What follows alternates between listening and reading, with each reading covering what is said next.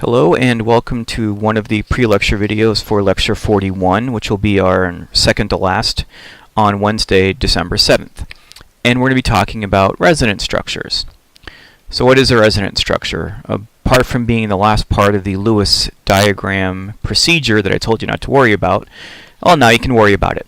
And this is when you've got a molecular ion that can be described by two or more plausible, meaning good, Lewis structures, where the only difference is how the electrons are distributed and not the nuclei. So the bonding framework is the same. I'm just going to jump right in with an example, and the very common anion nitrate is a good one. So I'm just going to start from scratch and get the Lewis structure for this, and I'm going to be going along with the procedure that I told you in class. So the first step was to separate ions if need be. Now this is an ion, but it's already separated, so we got that one down. The next thing is to get the number of valence electrons. So the nitrogen will contribute 5. Each of the oxygens contribute 6, and there's 3 of them. And because it is a -1 ion, you add 1 more for a total of 24. The next thing is the bonding framework. Now the way this is written, the implication is that you've got a nitrogen atom in the middle and 3 oxygen atoms connected to it but not to each other. So something that looks like this. Now this also, so there's a single bond between each of these oxygens and that central nitrogen. Each of these lines represents a pair of electrons, so we've already assigned 6 out of the 24. The next step in the procedure is to add unshared electron pairs to all of the outside atoms. And in this case, we have 18 more to spread around.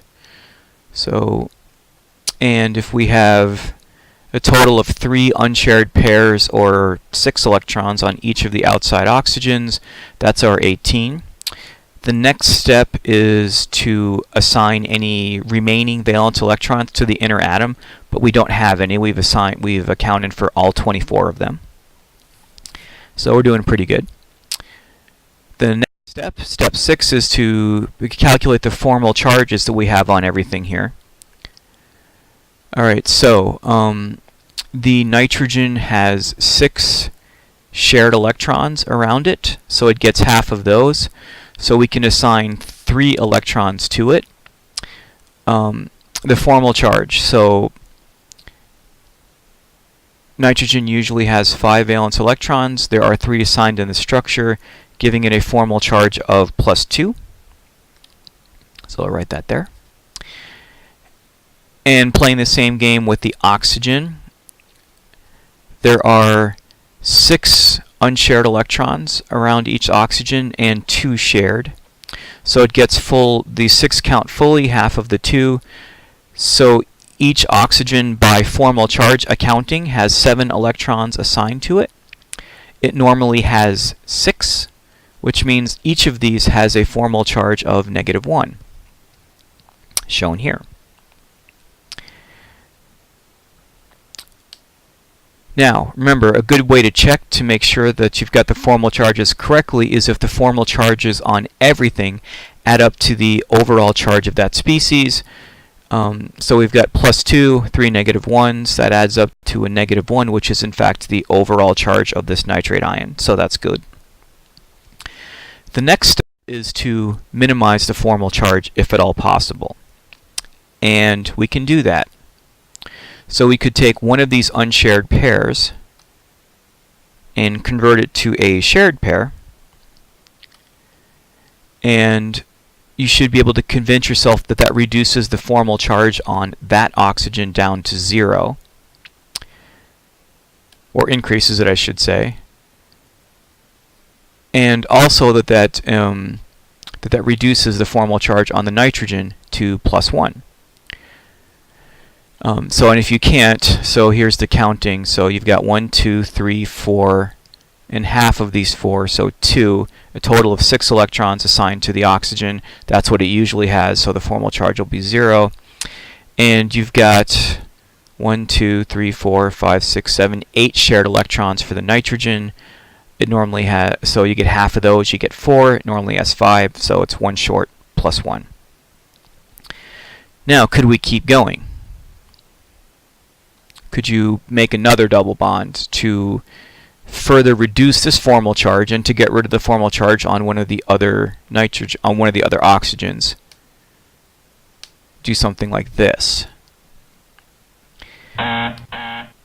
No.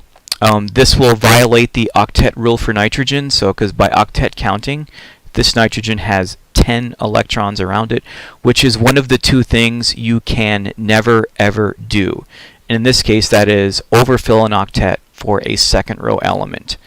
This is one of the two cardinal sins. Don't do that. So, stepping back, because of the octet rule and the fact that nitrogen is a second row element, we can really only make one double bond in this structure. But then the question is, which? Now, I randomly chose the one kind of pointing upwards just because it was the easiest to make the graphic for, but there's really nothing that says that I couldn't have done it this way or this way. And this is what I meant about that these structures differ only in the arrangement of the electrons. So both of these have a nitrogen atom surrounded by and bonded to 3 other oxygen atoms. The only difference is one of the bonds is a double bond. In this case, it's the lower left one, it's the upward pointing one here, and the lower right hand one here. And that's it.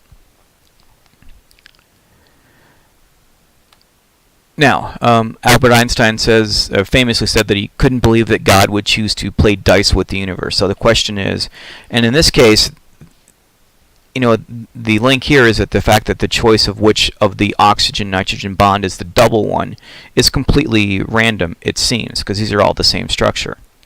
Now, because these are all the same structure and differ only in the placement of a different bond, these are referred to as equivalent resonance structures, and you should be able to prove to yourself that you could get to any one of these, you could turn any one of these structures into the other ones by simply rotating it around the nitrogen atom. But all these structures are the same, so this is what we call equivalent resonance structures. And so whenever you have to just sort of what appears to randomly pick a bond to be doubled, or something like that, then this is the notion of a resonance structure. Now you might ask, what does nitrate actually look like? Well, here's an important piece of information. Experimentally, all the nitrogen-oxygen bonds are found to be the same length. Now, we haven't talked about this too much yet, but the idea is that the stronger a bond is, the shorter it is. So the idea is that all 3 bonds in nitrate, if this was the case, should not be different. In particular, the double bond should be a little bit shorter than the other 2 bonds. But experimentally, we observe that they're all exactly the same length. Furthermore, the strength and length of the bond is actually between that of a true single and double nitrogen-oxygen bond. So, you know, they fall within a small range of lengths, and they're sort of out in the middle. And the true answer is that that electron pair in the double bond is actually not shared just between one nitrogen and one oxygen. It's actually shared in between all of them, which is a concept that we will talk about next semester. But for now, you can think about that basically 1 1/3 pairs of electrons are being shared, and that there are 5 1/3 non-bonding electrons on each oxygen. And it turns out that these bond lengths and strength are about 1/3 of the way in between an average single and an average double bond.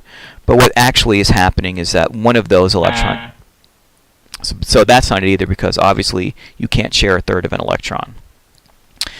So what's actually happening is that you will find next semester that bonds actually aren't necessarily restricted to be between just 2 atoms.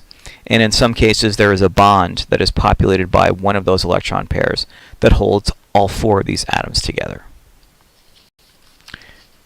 to wrap up resonance structures. These are what you have to come up with if you have a molecular ion that can be described by two or more Lewis structures that only differ in how the atoms or how the electrons are distributed and not the atoms or the nuclei. And also know that the true structure is actually kind of an average of them, and that do not envision that there's a molecule or ion that is alternating between the possible structures, in this case the three possible structures. And we'll do a few more examples in class, so see you then.